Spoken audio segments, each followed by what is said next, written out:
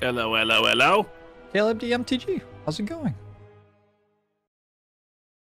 Going well. It's going well. Can you hear me? I can hear you loud and clear. I think we're doing good. Awesome. I am kind of sad that your Cube for Charity event was while I was doing a charity thing. I also completely failed. I was like, Caleb's doing Cube on his stream, and I know when Caleb streams. I'll end my stream about when he starts his stream so I can raid him, supporting him. And then the first night, you didn't start until an hour after I ended the stream. And then the second day, I was like, well, surely today he's going to be streaming his regular hours. And you'd been streaming for I don't know, 38 hours or something straight. And I rated you and you yeah. Right as I was ditching. Yeah. Well, Exactly. the Cube for Charity events are interesting because it's a 4v4 race. So we're trying to get as many trophies as possible within a short period of time. So normally I'll wake up, I'll take a bit to get going. I'll cook breakfast, maybe loaf around a bit before I finally go live about the same time that I normally do every day in a way that's somewhat predictable so that people can watch me and stuff. But for those, it's you're awake, go, get the trophies. What are you doing? You're not streaming. And then you stream and you've got that stress in your stomach, and so you don't sleep that much when you actually take your break, and you wake up and you're all you're jazzed and ready to go, and then you stream at some weird hour, and then you're exhausted and you can't talk anymore, and you're okay, well, this isn't a good stream.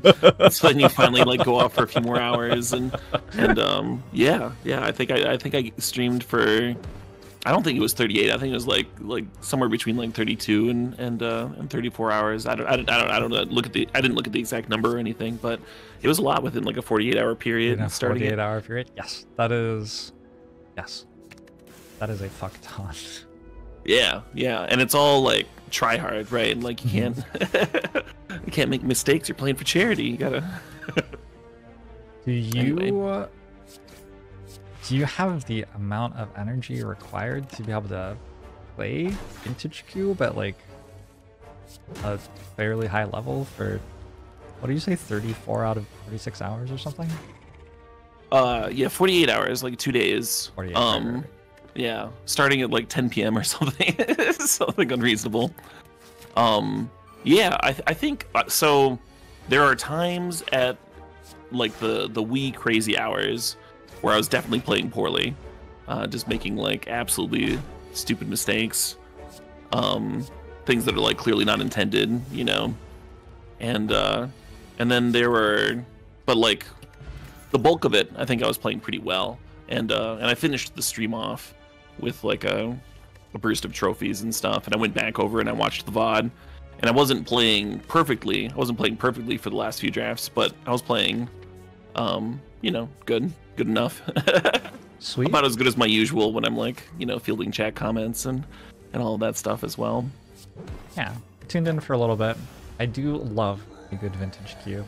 I liked your little thing that showed how many trophies everyone had and where everyone else was in their drafts. That was. It's really cool, right? And you get so much information from that little square of text, and and the person who programs it also programs the MTG bot that all of us Magic the Gathering streamers use, and he just does it with his free time, just he just donates his time every year for the Cube for Charity. It's one of his favorite events, and him doing that, his little bit of additional programming, just makes the whole thing so much cooler. That's really awesome. Yeah, shout out to Dan Bopes. I had MTG bot in my channel for a bit because I added it for the event that we competed in together. Oh, fun. MTG Rivals. And then somebody banned it because they were mad at it for some reason. I don't know. I wasn't involved. I thought it was pretty cool. You can listen to what is on your stream and then say what the song title is. Yeah. It's That's magic. a super useful command. Yeah. Well, it's always fun just watching you breeze through these early monsters. I'm always taking them, when to attack this guy, or when if I should actually use a spell on the previous one that gains all the rage every time you cast a spell. I have played this game too much. Certainly a lot. Would you like to introduce yourself and How Oh did yeah. you come to be a streamer playing Magic the Gathering here on the interwebs? Well, I certainly started with the Magic the Gathering part. I've been playing Magic since I was like 10 years old, and I played it full time as a profession, like grinding paper tournaments, in my early 20s for some like 3 or 4 years, and then I slowly shifted over to making content. You know, writing articles for sites, doing videos on YouTube, things that help people improve. And I didn't think that Twitch was going to be like my full-time thing. Like I never really expected it to be that. I just enjoyed the idea of being like a little bit more accessible. So I would go live and then I could answer questions while I'm live and play Magic and communicate with people. And then I would be spending less time you know, writing answers to emails, people messaging me on Facebook, and I have to like answer, like figure out where they're coming from, think I'm responding appropriately, and then they like clarify, and then I go back, and so like every day I'm spending like an hour like just responding to people and getting back and whatnot, instead of just being like, oh, it's this, and they're like, oh yeah, sweet, you know, which is it's so much easier when you're just live and you can just answer people.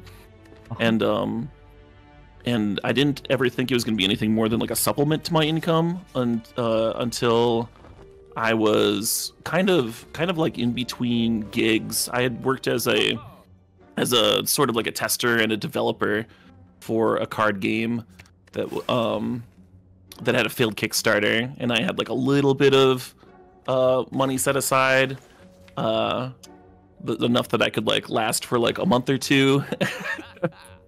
And a friend of mine had made this comment that was like, I don't think anyone that's not already doing it can really make a living playing Magic. I don't think that's like a... Oh, you were spite success. I was spite successful, exactly. They didn't think there was room on Twitch for more people than who were already doing it. They thought it was like a very like a niche community that would stay niche. And I was like, I could fucking do that shit. But I didn't jump straight into it. I put it up as like a sub goal. Like if we had 100 subs, then I would do a year of streaming. And then after we got 100 subs, I like locked it in. Like, all right, let's go. I'm full time now. Sweet. And that was before Amazon Prime subs were a thing. Like I think it's much easier to get 100 subs now than it was for me at that time. Also, the cost of a sub hasn't gone up despite inflation existing. Like, right? What the hell, Jeff? When am I getting my raise? I don't know. Think about that a little bit. I had a similar reason for starting on Twitch. I was making YouTube content, so a little bit closer than writing articles, but I was playing XCOM on YouTube, and I was really enjoying talking with people about why I was making the plays in my turns and stuff. But it was like, you post a video, and you like go to sleep, and you have some comments on the video the next day, and you like respond to those comments the next day, and then like if there's a follow-up from them, you don't hear for who knows how long. And at some point it was just like, can't you do this live? Yeah, it turns out yes, you can. So fantastic. So you didn't dip into Twitch being like, this is going to be my full-time gig and I'm going to be... Not at all. I was just making YouTube stuff as a hobby. That was like what I did for fun when I was young, was make silly videos or tell stories about games I was playing or that sort of stuff. Very unfocused. My early YouTube stuff is still there. It's like probably 11 or 12 years old now, and it is all over the place. I have thought at times about whether I should like make it hidden on YouTube. I don't know. But it's still there. Very fun. And then you can live there for fans to go and scour around, see what you were doing. Yeah. Even on Twitch, I didn't actually get into it to a level of like, this can be my career for, I want to say like 2 or 3 years after I moved from YouTube to Twitch. I was mostly just streaming on Twitch for fun. It was very much a hobby. I didn't really I wasn't really actively doing anything outside of what I already wanted to do in terms of growing my channel or whatever. Like, I wasn't trying not to grow my channel, but it wasn't like I was looking up tutorials on how to grow your channel or anything like that. I was just like, this is what I want to do. I want to talk about games and make strategy guides and stuff like that with some people, so I'm going to do that. Got really invested in a few games, got some people invested in watching me, and eventually the channel grew, and at some point I was like, whoa, this paycheck. Nice. It's actually... Yeah, I never thought to look for like a strategy guide into how to do well on Twitch, because it seems like most people that would be doing well on Twitch would be doing that, so, and instead of making strategy guides on how to do it. So I just you know, copied what I liked from other streams and what I thought made sense in other streams, and it went from there. Yeah. I stole their hard work. Not really. Plagiarist D. Yes, yes. Yeah, also the people who have been successful at streaming and have like gone ahead and written how they did it online and stuff like that, do not always understand why they were successful at streaming. Oh yeah, so, yeah. It just be very frustrating. I feel like yeah, I have there's a huge what's that word? Survivor something or other? Yeah, the survivorship bias. Or... Yeah. Yeah, and so then a lot of times when people are asking you like advice and stuff for that specifically, it's like, well, what worked for me won't necessarily work for you. They're coming from different places. Yep. If you want to follow in my footsteps, step 1, become a Magic tournament grinder around between the times of 2010, 2014. Build a successful following there. Anyway. How are you liking streaming lately? Streaming's been gas. I mean, it's cube season, so it's basically I do less work and have more fun and make more money than during when it's not cube season. So I'm just like always in a good mood during cube season. It's good. Plays my strength. By less work, do you mean you stream fewer hours, or like the streaming feels like less work? Oh no. Ideally, I would stream more hours during cube season. What I mean by less work is if you're gonna do a constructed stream, in Slay the Spire, you're like always building your deck as you go, right? Like no matter what stage you're on, you get to draft your deck. In Magic, you very often bring a pre-constructed group of cards to go battle against your opponent. I love that you're explaining this very slowly to me after we played in a constructed tournament together. Like, I know you do, but you've got viewers, right? You've got viewers. Do you know that I do after my performance in that tournament? I don't. No, I'm not trying to talk down to you. I'm just saying, when you're doing a constructed stream, you have to then like source those cards. You have to figure out the decks you're gonna play that might be interesting. Maybe even have backup decks. There's like maybe like an hour of prep before the stream starts for a constructed stream. Whereas if I'm going to do something that's either limited or cube, I can just I can go live when I'm ready, and it's a lot less stressful, a lot less makes a ton of offline work involved. Yeah, for sure. Oh, Snakes and Coffee says that you don't actually have viewers and that we are streaming to bots right now. Yeah, and you're a robot as well, I believe. Oh, right. Well, that all makes sense then. Glad we clarified that. I think I was 26 or 27 before I realized that I was an android. I personally prefer the term replicant. Okay. Yeah. Well, we're all about personal preference here, so I'll try to respect that.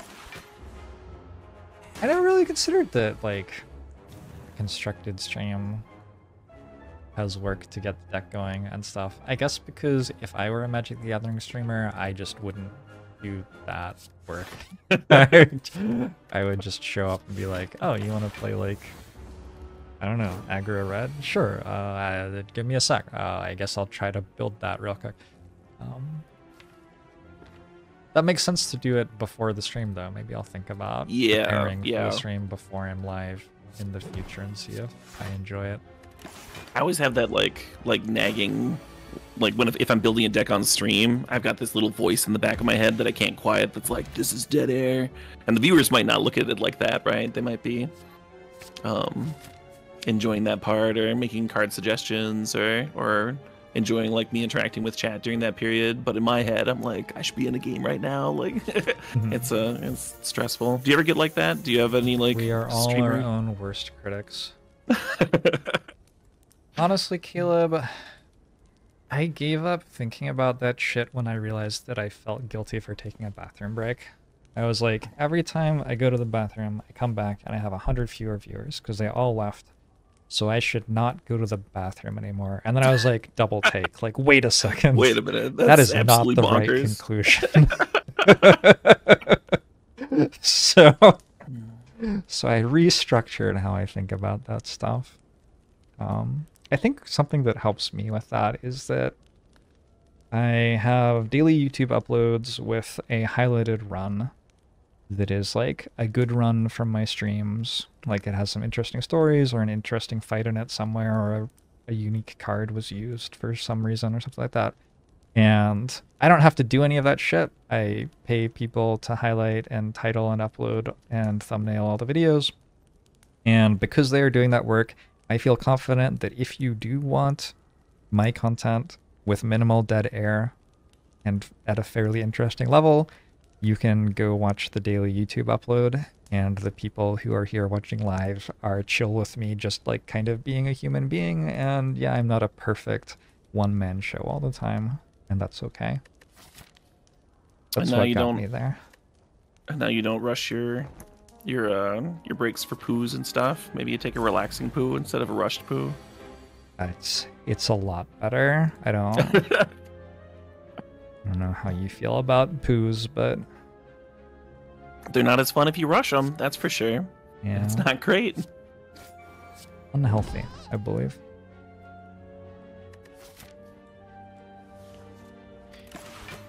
Yeah, and also just other things like, I have always struggled with keeping a schedule as a streamer, and I would love to be better at that, but as of now, I am still pretty terrible at it, and the fact that if somebody wants to watch me at a particular time of day, that's on YouTube, you know, frees me a lot. Sure. Makes it easier to vibe and enjoy myself. Some people have like a way easier time having a consistent sleep schedule, which I think is kind of necessary for having a consistent stream schedule. Like if you have insomnia and you can't sleep until, you know, when you would normally go live, it doesn't make sense to go live on no sleep. It makes sense to, you know, sleep when you can, stream when you can, etc. Yep. Yeah, I agree. And streaming's strange because it's not that I can't stream on little sleep. Like if I had a 9 to 5, I could slug my way through the 9 to 5, right? But it actually just makes less sense to do that than it does to, like, if I'm tired, get some more sleep and then stream at a time when I'm feeling more comfortable. Because the keeping to the schedule is helpful in a lot of ways, and maybe it's a good aspirational thing to achieve, but like being entertaining and not drooling on your microphone is a lot more important than that. So, yeah. Sportscar says rushing poos can increase chance of anal fissures. Jorbs is talking honestly about how to relate to an audience, and Caleb is talking about poop. I mean, who can be honest? What's dishonest about poo, right? What's not? That's like part of the basic human experience. Yeah, that's shared, that we all share. Well, you really shouldn't for germs, like. But isn't there a medical procedure where they do that? Yeah, there is, to like reseed gut bacteria or something. Yeah, and it's like there's very strong medical literature in favor of it. Trust the science, Jorbs. Receive my poo. Yeah, would you donate poo to me if I needed it?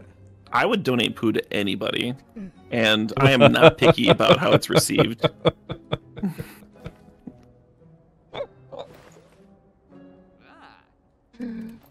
Good. You never know what you're gonna get when you hang out with CalebMTG.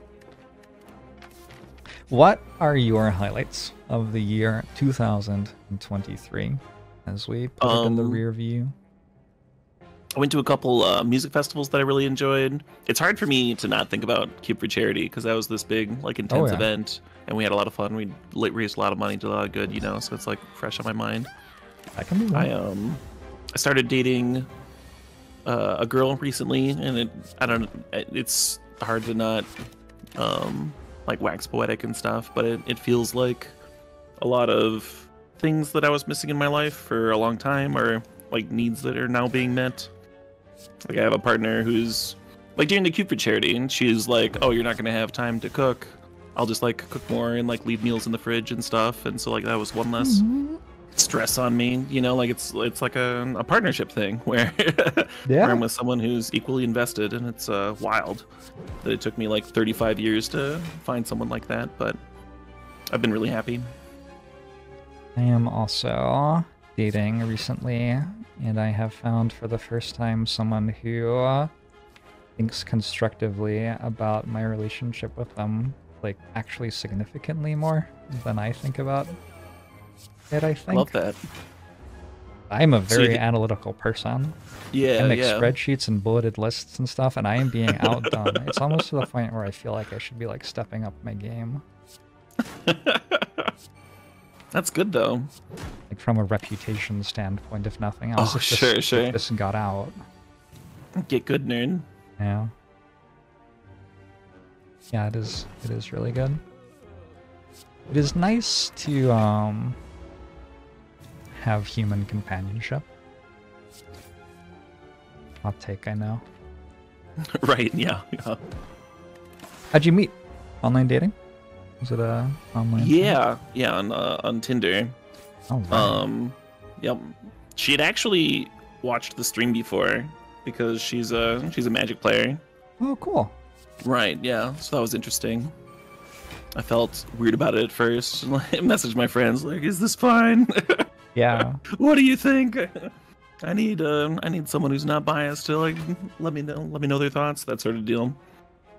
But it's been good. It's been happy and healthy and respectful and all the good things.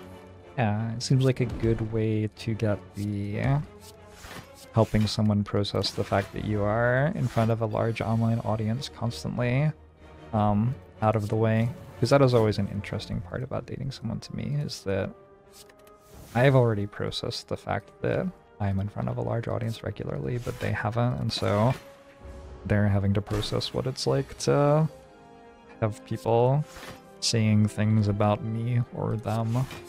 Oh, yeah. Which they have never had any reason to have to process before, because it's just kind of weird.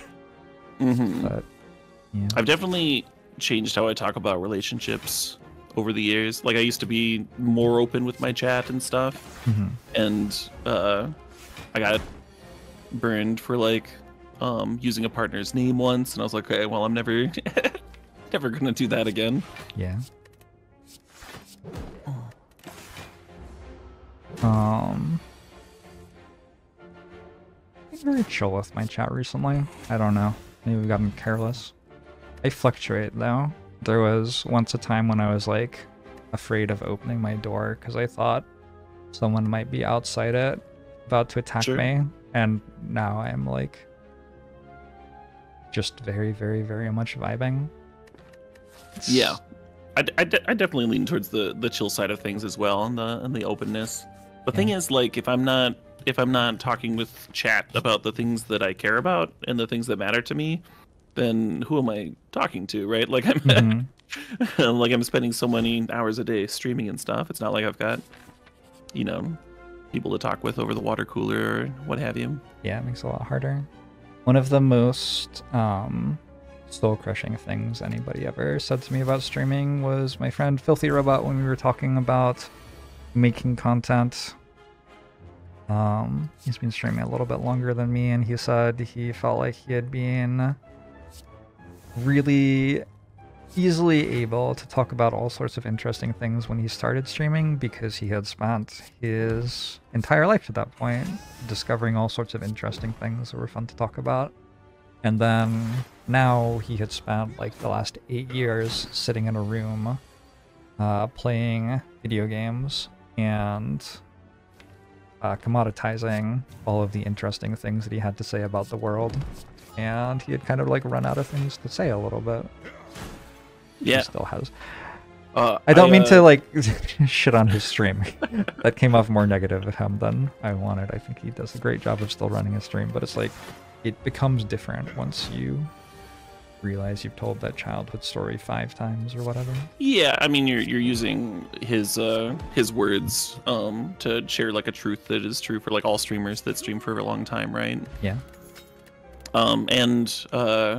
Yeah, that made a big impact on me when I read about it in your book. You shared his quote about that, and I was like, that is so fucking true. Yep. Most of my good stories, my like really interesting ones, are when I was like younger and more active and partying more and doing crazy things like naked body slamming my friend's car and going to all these tournaments without much money and making it work and scraping by and getting into wild situations. And that was like a pretty contained period of my life, right? It was like college, and then that I was like very interested in exploring and doing crazy stuff and pushing myself to the limit, and now I've been streaming for like 8 years or something, and so it's like that stuff's getting further and further in the past, and new stories are like, yeah, I found a new tea I like. Well, I mean, pretty excited about it. He is pretty rad.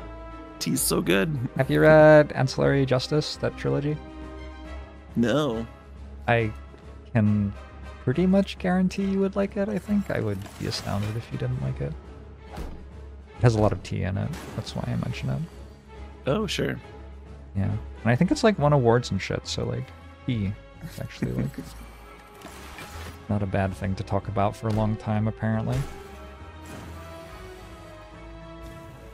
Oh yeah, won the Hugo and Nebula. That's always like, so I feel like some sketchers will win one of those occasionally, but I haven't read a book that's won both of them that was not just great, not just amazing. Yeah. Very, very good. Someone asked me something. Have I ever spreadsheeted relationships? Have you? No, I've never... What's the right way to say this?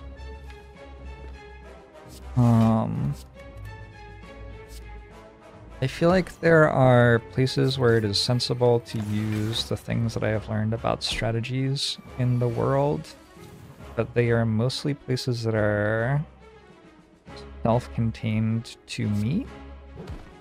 And relationships are the thing in my life that is like most not self-contained to me. It's very much about me and another person.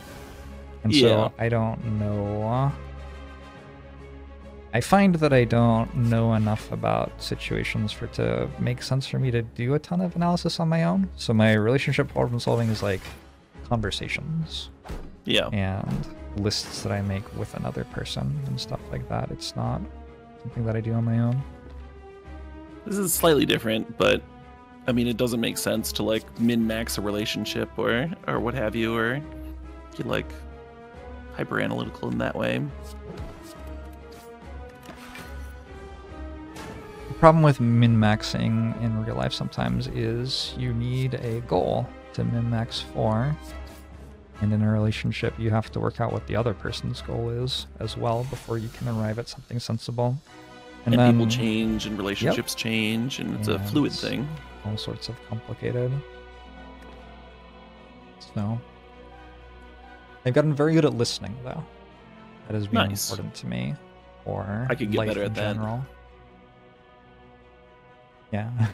Someone else will be talking, and I'll just talk over them for hours. Yeah. Yeah, sometimes they'll like invite me on their stream, and I'll just like keep prattling on and on. Do you think this is why people nonsense. drink a beer while socializing, so that I could like drink a beer instead of listening to you anymore? We should grab a beer sometime.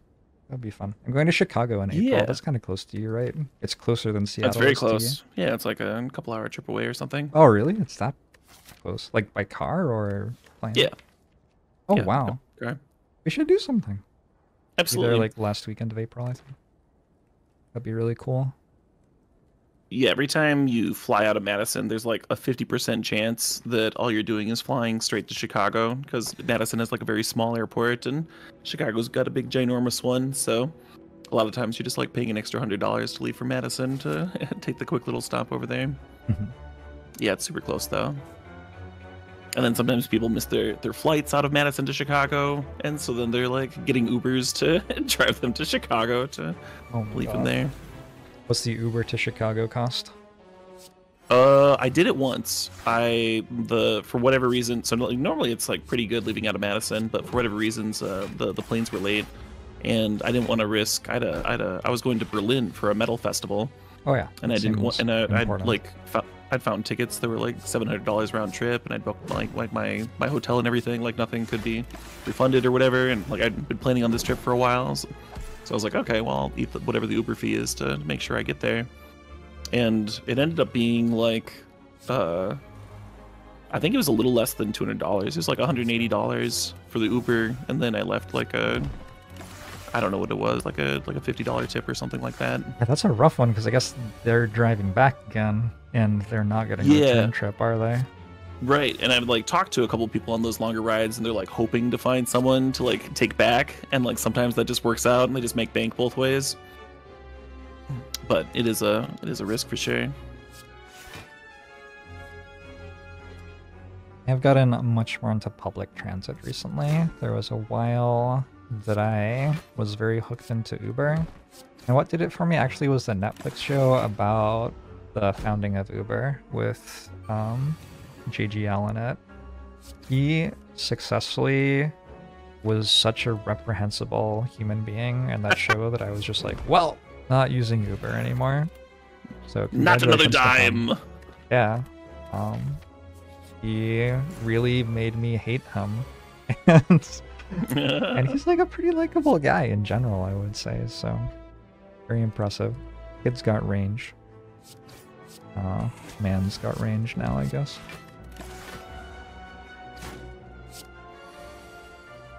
We're talking about Tom Waits in chat. That kind of doesn't surprise me with Caleb here. You a Tom Waits fan? Oh yeah. Yeah. Doesn't surprise me at all. Singer, right? Gravelly voice.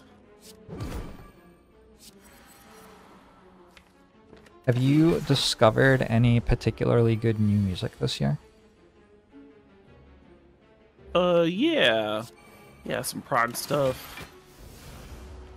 A lot of my favorite bands actually like put out albums. Like the band that did my theme song put out an album this year that I think like rocks. It's like the best thing that they put out, and it's super cool. Sweet. I got to catch them opening. The band's Howling Giant, and I got to catch them opening for Elder over the summer, and it was also like the most impressed I've been seeing them live.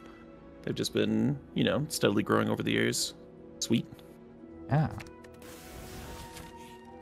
How did you end up getting your theme song made by them?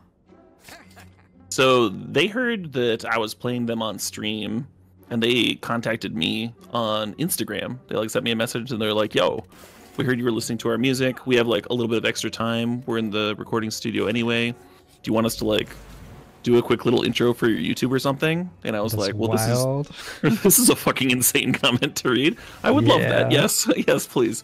And they sent me like 4 options in case one of them didn't work, and I was like, "Oh my god, this is insane." Are all 4 have all 4 been like heard by the world, or is there? No, I've used 2 of them. One of them is like my bass. It's the you hummed it when I joined. Yeah, it's a banger. CalebMTG Magic Gathering show. It is a banger. I have used another one of them when I'm like on the road. And I had to like jury rig a new intro for the YouTube when I was like uploading stuff, and I had to like make something new anyway. And I was like, well, if I'm making a new thing anyway, I might as well use one of these other ones. So 2 of them have been heard. But yeah, there's more. They're getting spaced out. Yeah. Anyway, so after that, I was like, well, I feel like I should pay you folks money or something, and so I asked if I could hire them to do a theme song, and they gave me like they were like, yeah, absolutely, no problem. And so I wrote the lyrics for it. I sent it over to them. They did like a great, like phenomenal job with it, They quoted me something like super reasonable because they're penniless musicians, and I tipped them a lot and felt better. Yeah, but yeah, that's great. Really cool folks. I've gotten to hang out with them a number of times at various like metal festivals and shows over the years. So it's been really cool seeing them evolve and interact with them because they're just generally fun people, good folks. Have you ever done anything with live music with your channel? Like had somebody on to perform somehow? So I've thought about it. I've played the didgeridoo since I was like about as long as I played Magic. I think I was a little bit older, like 12 or 13. Is that like I think in your sub notifications or something, you with the didgeridoo? I feel like I've seen a clip somewhere. I used a little bit of Dig for one promoted video that I did for Wizards once, but I think that's the only time I've ever mixed it into anything that I've done for Magic. I think I probably saw that promoted Wizards video. Yeah, that's possible. We've just kind of been in the same world for a really long time together. Yeah, and I've thought about doing like a how-to video where I like play and jam along to a guitarist or something. Get another musician in and just like rock out for a bit, and then maybe go over different techniques and stuff if people are interested in learning. But I haven't pulled the trigger on that. I've got a couple of other like musical projects that are in various stages of actually happening or what have you, and I don't know. I start too many things and don't finish enough of them. Isn't that just a mood? Right. God, yeah. I've gotten a lot better at that. You want to know my secret? What's that? I hired people to do shit for me. It's pretty good. Yeah. So much more stuff gets done now. Yeah, I recently got an editor for my YouTube too. He just like DM'd me on Twitter, like cold called. He's like, yo, I edit for these other people that that you're like friends with. And I just use like an algorithm to like strip out all the dead air. And I'll just like have it all set up to be basically automated, and we'll split the profit from your YouTube, and a lot more content will go up. And I was like, oh, because I was spending like an hour every night doing editing stuff, and it was interfering with my sleep schedule, because then like at the end of a stream I couldn't go straight into decompressing and sleeping and stuff. I was still had to like focus on things. And so my sleep's been better. There's like way more content for people to watch if they're enjoying that, and it's actually making money, and like it wasn't really before. So it's been really positive. Oh, that's really nice. Do you notice people coming over from your YouTube to your Twitch stream? A bit. I'll get the occasional comment, and people being like, "Yo, here from the YouTube, first time seeing you live." That's always a trip. Yeah, those are always really fun. How much crossover do you get? Is it a lot, or? I was just thinking, I think I used to get more than I do now. I'm not sure by how much. It used to be like too much, and it feels pretty manageable now. I have like a limit to how many new people I can meet isn't the right word, but like have in my brain per day. I don't know friends. I don't know what the right word is. No, it's like the opposite. It's like want new friends, but then it's like difficult when there's so many of them at once because I Jorbs with all of the friends. Can't keep track because he's so popular, Jorbs. It's me. You never had that? You've never thought like, gee, it's actually kind of a bit nicer to stream to 1,000 people than 3,000 people or something like that? You must have thought at least once in your life. I'm just trying to be funny. Of course. Oh, I'm sorry. I missed that. That was. I can explain the humor in detail if that helps. No, I find it often does. Then everyone's in on the joke. That shares the humor. I mean, there's different skill sets, right? Just streaming to like 40 people or a couple hundred or a couple thousand or what have you. It is a different vibe, yeah. Yeah, you're like picking out the occasional comment versus having actual conversations.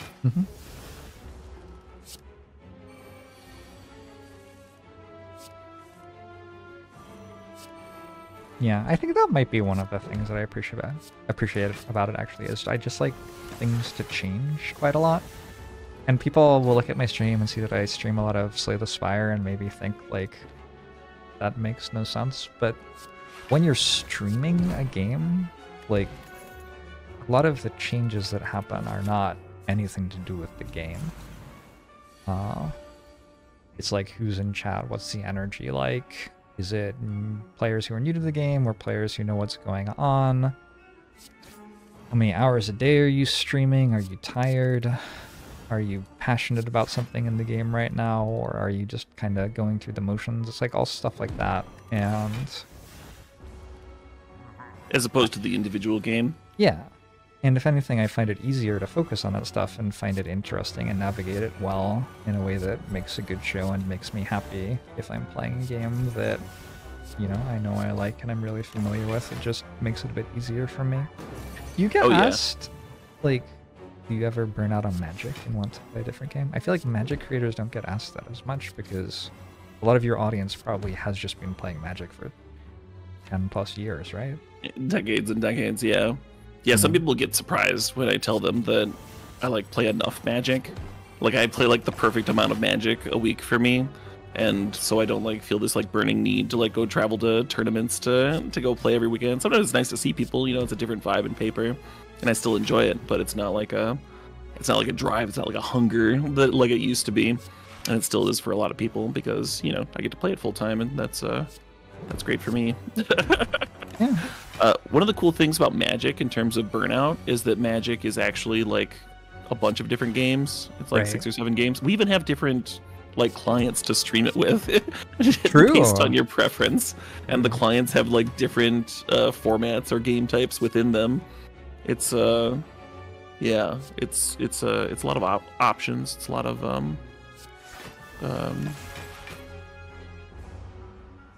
you can always roll back to Chandelar if you're playing a little bit more like a retro game today. Yeah, played that for the first time recently. Really enjoyed it. The first time, yeah. Sid Meier's Chandelar. Is it really? Yes. I did not realize that. Yeah, he made it. He was making it before he actually did Civilization, but I think Civilization might have actually come out first. Anyway, really interesting stuff. It has like some things that are like way ahead of its time in there. Like there's like an auto tapper. There's like Magic Online doesn't have a fucking auto tapper. Like,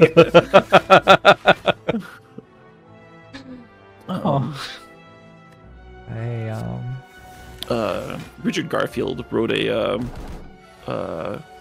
preamble for Chandelar that's like a page long, and he's talking about like the future of gaming, and he's envisioning that like when gaming becomes more accessible through computers, when people can just play with their friends wherever in the world they are at any time, that it's going to be like just as big as like movies and sports, was how he put it.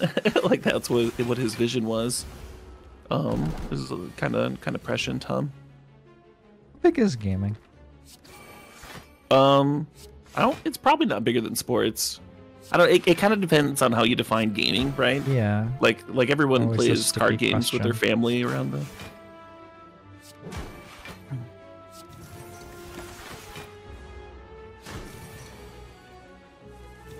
I think it's probably bigger than sports. You think so? It does depend how you define it.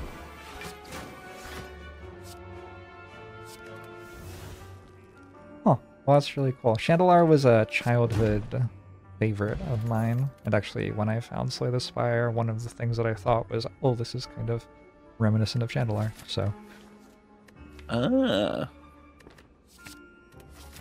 Certainly Slay the Spire has like the bits of Chandelar that I found really exciting in it.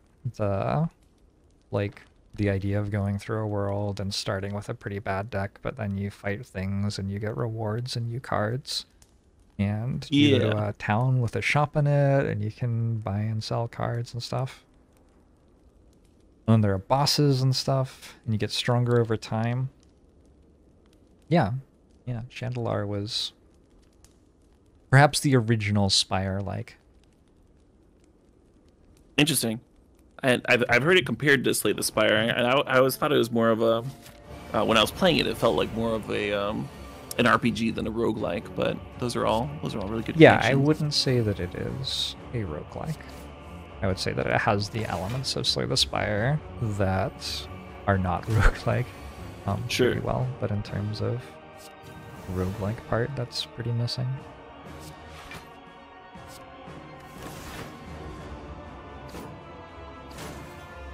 Have you played any really fun games other than Magic this year? I went deep on Baldur's Gate. Oh yeah, you streamed it like really, really hard for like 2 days, right?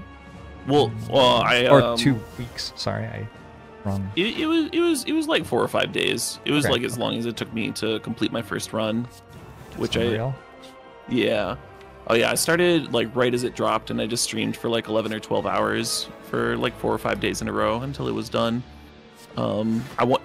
Cube season was coming up, and it was coming up like a week and a half after Baldur's Gate 3's release, and so it was like this perfect niche moment where I was like, I can feel justified streaming a non-Magic game because like my main format is coming in, and it was like kind of like a quote unquote dead time for me in terms of Magic.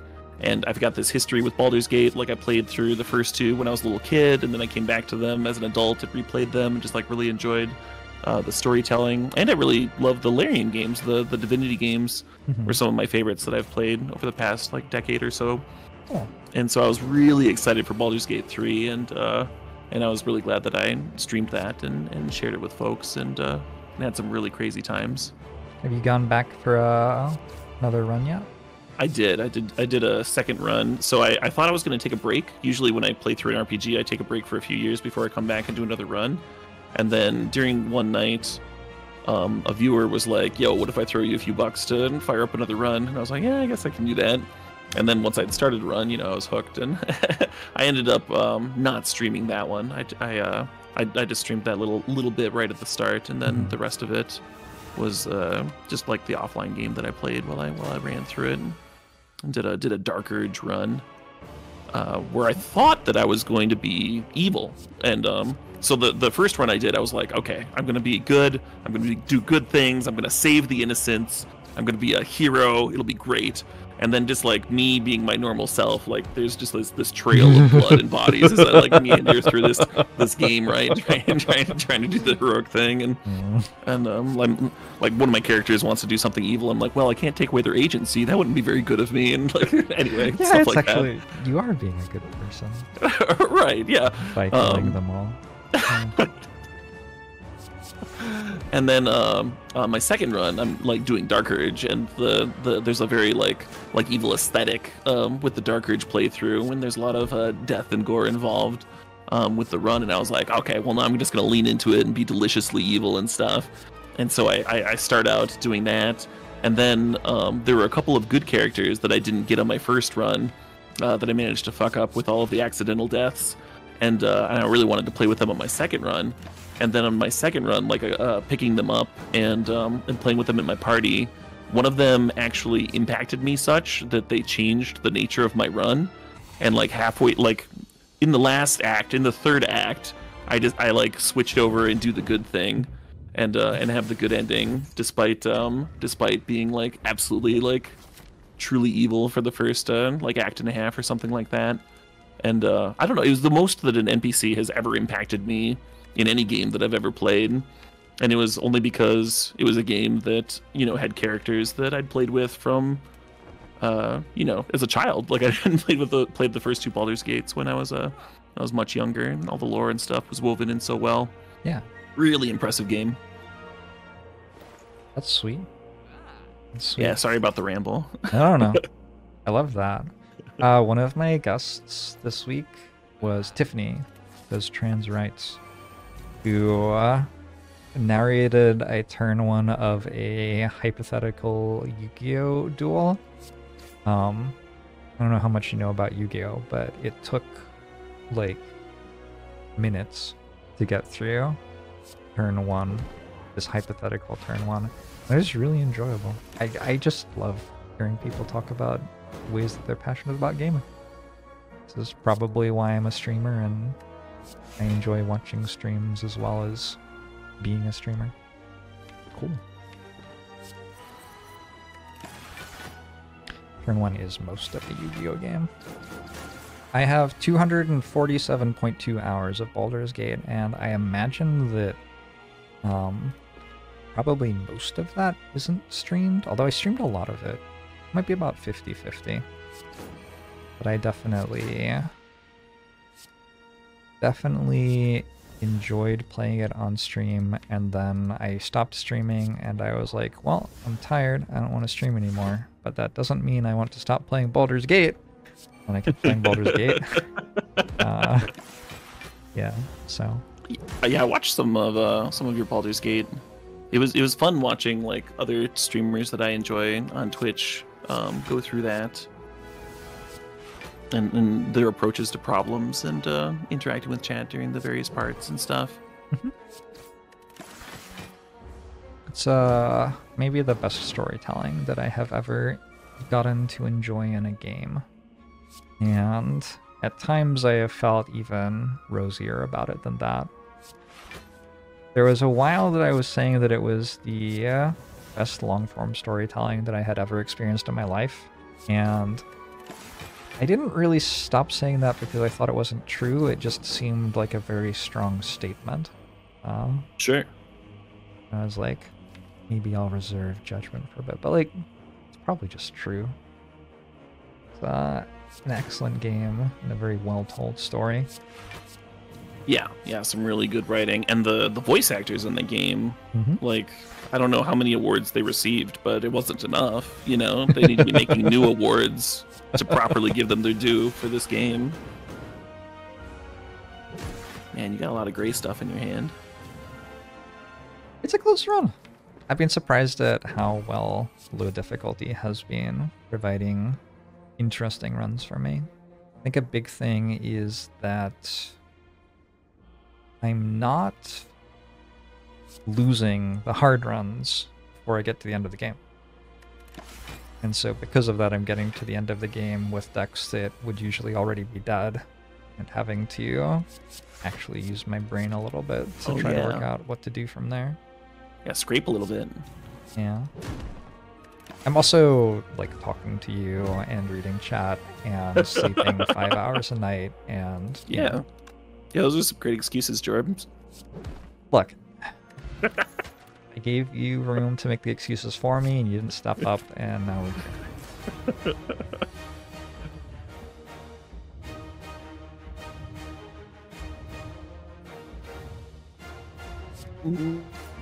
The heart.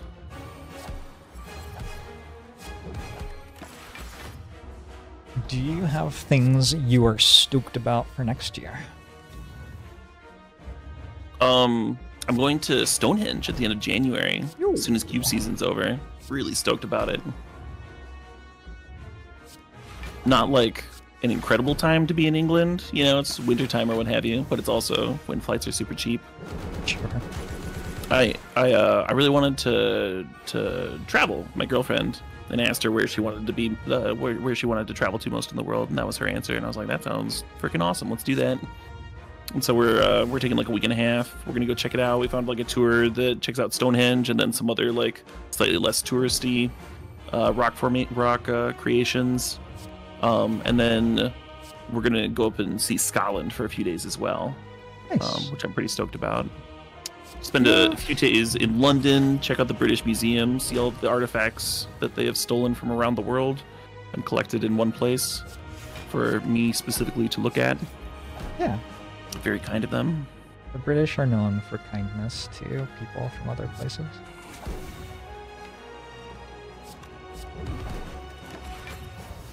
Do you have much of a history with travel internationally? Oh yeah, yep. Yeah, my growing up, my mom insisted that we travel once a summer, even though it stressed her out to no end, and it was usually not particularly fun. I did at least get a lot of experience traveling, and then as a Magic player, if you would qualify for Pro Tours, they would end up being in like Spain or the first one I played in was Amsterdam. So as an adult, I've still been traveling and stuff. I mentioned that that metal festival that I went to in Germany a couple of years ago, and I think that was the most recent time I left the States. How about you? I haven't traveled internationally outside of Canada since pre-pandemic. Obviously, I grew up in a different country, so I did that thing, for better or worse. But it's been a while for me. I'm not sure if I miss it or not.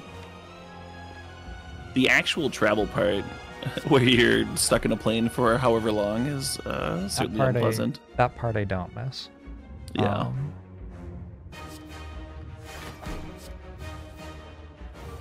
And I have all these memories of things that, like, maybe I miss, but I don't know.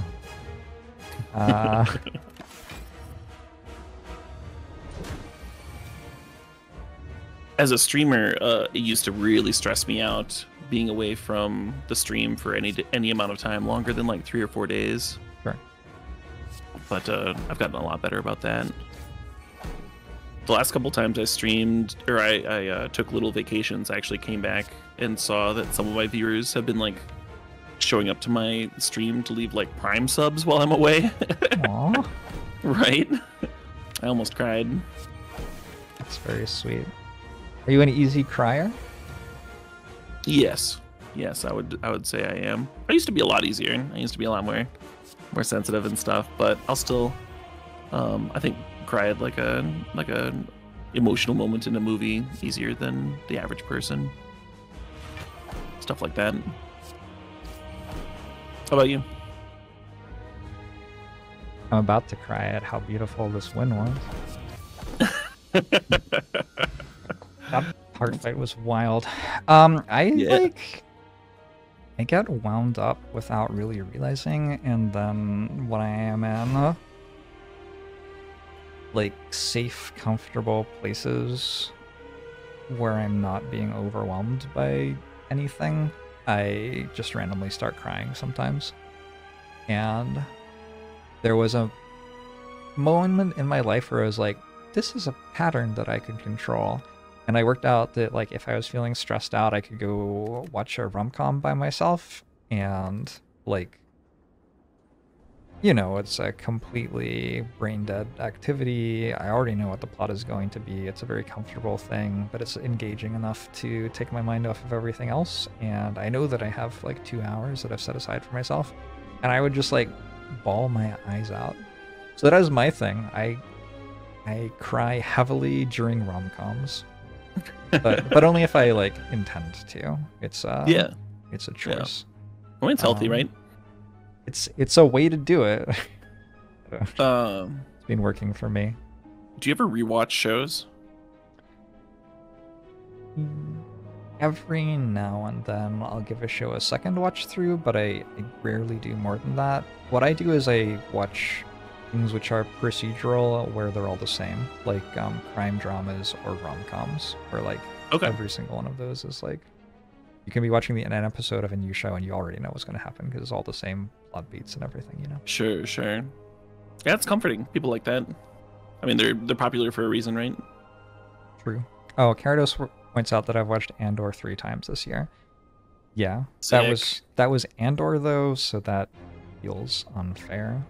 Andor's pretty special. The writing in that show is like incredible. Have you seen Severance? I have, and I enjoyed the hell out of season 1, and season 2's still not out, right? No, yeah. Season upsetting. 2. I mean, the people that are involved making that show, there's no way that they would rush it through when all of the strikes and stuff were happening. Probably takes like 1 day to do all of the filming for that show. It's not like easy. They just walk around in like a room. Get it done, in my opinion. Yeah, I'm looking forward to season 2. It was a great show. That's like the type of horror I like is horror where you're not really sure it's horror the entire time, and you just realize as you're watching, like, oh, this is like psychologically fucked. And then it sinks in more and more and more over the course of the season. Yeah, my favorite horrors definitely have like some genre blend going on.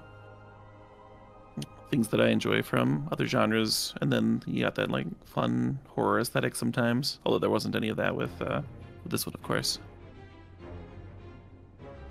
But yeah, like the Spire run or Severance? Severance. I don't think Severance has a bit of horror aesthetic. I think it's got a bit of The Shining in there. I think there's definite inspiration from The Shining. Yeah. I think there's some stuff.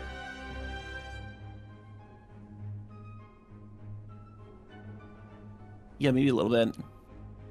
Who's the guy who wrote the one with the pendulum? Edgar Allan Poe? Is that Edgar Allan Poe? The one with the pendulum. The guy is in the pit and there's a pendulum. And the pendulum is slowly getting closer and closer to his belly and it has a blade on it. Umberto Eco. That sounds like a Mickey Mouse cartoon. Oh my gosh, Caleb. Caleb, you're embarrassing me. I'm a lit major. You're a lit major? I'm a lit major. You don't know the pit and the pendulum. You know the Telltale Heart? Yeah, of course. Severance had that vibe of horror in it to me. Sure. In a few different ways. The building intensity and stuff. Maybe that's why I thought of it when you were talking about Andor. Andor was a slow burn. Definitely. Yeah, I always tell people when I recommend Andor that even if you're not enjoying it at the end of episode 2, like, you still should watch episode 3. Like, the chance is still high enough that you will end up watching it and enjoying it and, like, loving it a tremendous amount that it's worth firing through 3 episodes, even if you're not into it yet.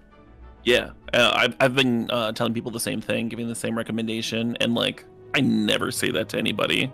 Usually if someone's like, you gotta, like, power through the first episode or something like that, I'm like, I don't have time for that. Absolutely not. Yeah. I also... It's not worth it. There's no way that's worth it.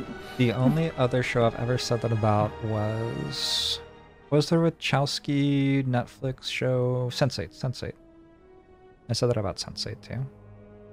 That show took like an episode and a half to pick up, and then I thought it was really good.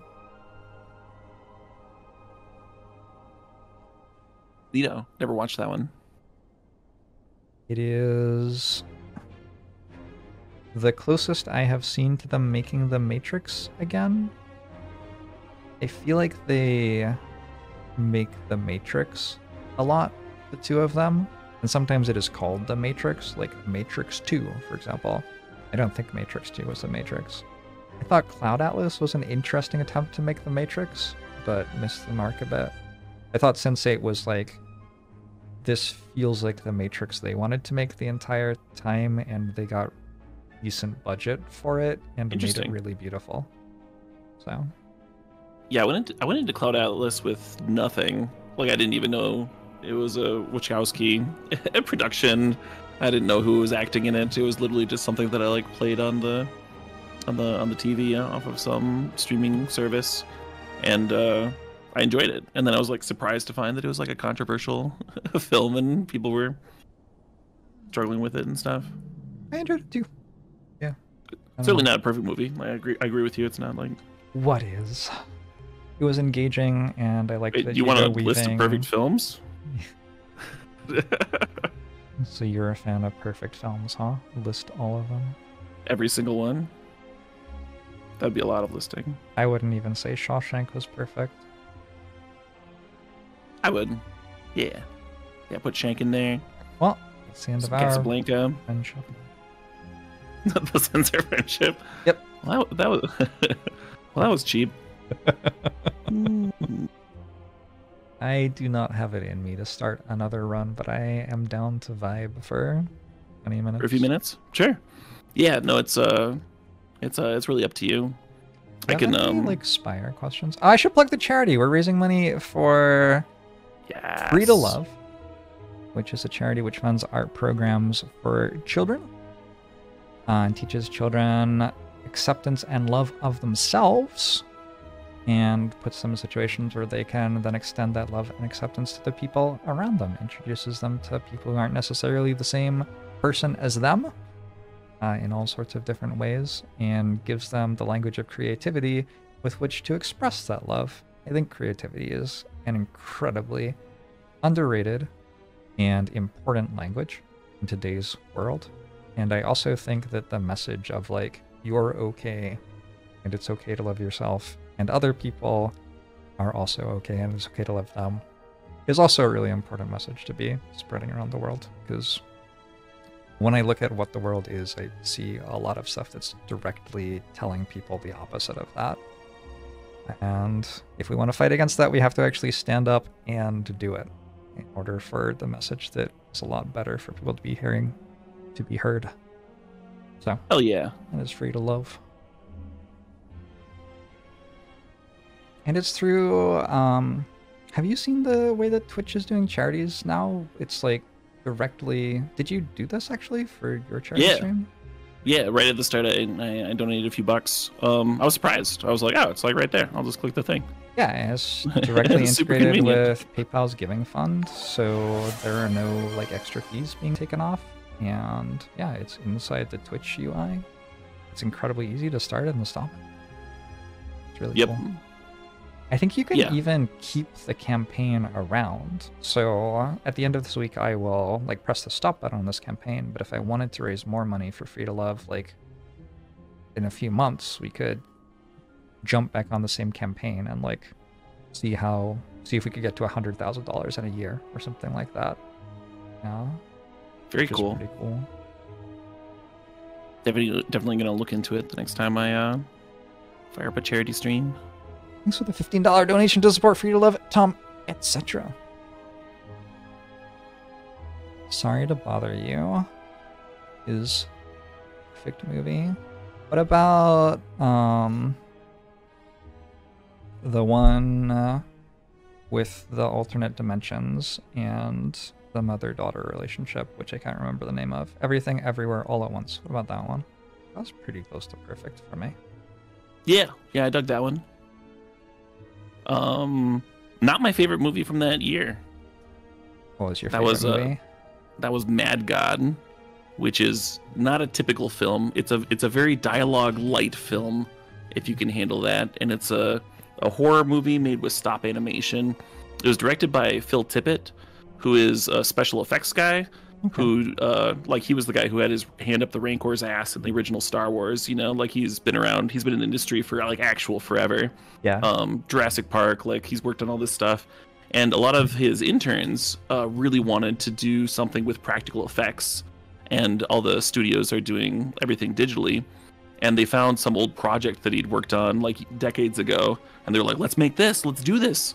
And he was like, well, I guess if I have an army of free labor, this could be and a career actually of possible experience. now. Yeah, absolutely. And so it's kind of like a one of a kind film. I don't recommend it for everybody. It's not going to be everybody's cup of tea. And then I also dug Nope more than Everywhere All at Once, and I really liked the Banshees of Inisherin. Okay. So Banshees of Inisherin is probably a perfect movie. I haven't seen Banshees yet. Oh, it's so pleasant. It's so good. Well, pleasant might be the wrong word. It's really good though. You should watch it. Okay. I would expect that you would like it, Jorbs, and I would be really curious on your opinion on some of the nature of some of the relationships in that film. Okay, I'll check. I think they might I'll put it on the list. Yeah, I think it might be like different from a content creator coming to that movie, and might have a slightly different perspective.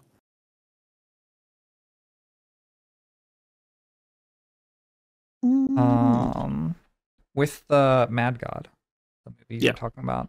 Right. Yeah. I could talk about Mad God for hours. Yeah. I really start paying attention when someone's like, this is a really weird film where someone with a career of experience was given the ability to make a passion project for a bunch of people. Like, that is the way that weird things are ludicrously good in my experience. So for me, my favorite movie for a long time, I'm not sure I would call, I don't know, it might still be my favorite movie, was The Fall by Tarsem, like a 2006 movie, maybe 2008. And he was Tarsem Singh, I think is his name. Maybe. He was a photographer for advertising media for a decade. And as he flew around the world shooting all of these ridiculous shoots for luxury goods and the most beautiful landscapes that the planet has, he was jotting down notes of like how he would incorporate all of this earth into this like epic tale that interacts kind of with the ideas of oral epic storytelling, like the Odyssey, and ended up making a film out of that after like a decade of spitballing about it, that shoots all over the world and ends up being a tribute to stunt people in a way that's like pleasantly surprising. Like you don't quite realize that it is for the entire way through, and then it's kind of like there at the end. I don't think I've really spoiled it by saying that either, because I think even having heard me say that, you'll still be like, whoa. And yeah. Very cool. The movie is I recognize the poster. I've like seen people on film Twitter discussing it. Yeah. But it had never quite made my watch list, but I just added it. Mm-hmm. Yeah. It is very, very, very unique in a way that is very engaging to me. Very cool. Yeah, I wouldn't call Mad God a perfect film, because it's like very apparent that it was made by a group of special effects people, and like so it has like all the strengths of like not having a bunch of suits leaning over their shoulder, like telling them what to do, and then it also has some of the weaknesses of not having writers and actors and all of the things that go with that. The weaknesses of not having writers. Right. Yes. Yeah. Yeah. All right. I think I'm going to go order myself some dinner and go to sleep. Absolutely. Get some dinner. Thanks for having me on. It's been so great to chat. Love you too. Enjoy your evening off. Are you taking a day off or? Absolutely not. I'm going to jam some Cube right now. All right. If you start your stream, I'll raid you. How about that? Do you need a second? I can sit for a second. Oh, he left the call. He actually just left the call after he said that. That's how rapidly he's going to go Cube. All right. Well, bye, Caleb.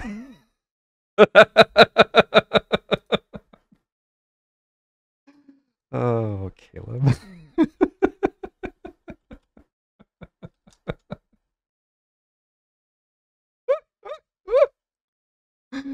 I'm just gonna sit here until his channel goes live, I guess, because I would like to raid him.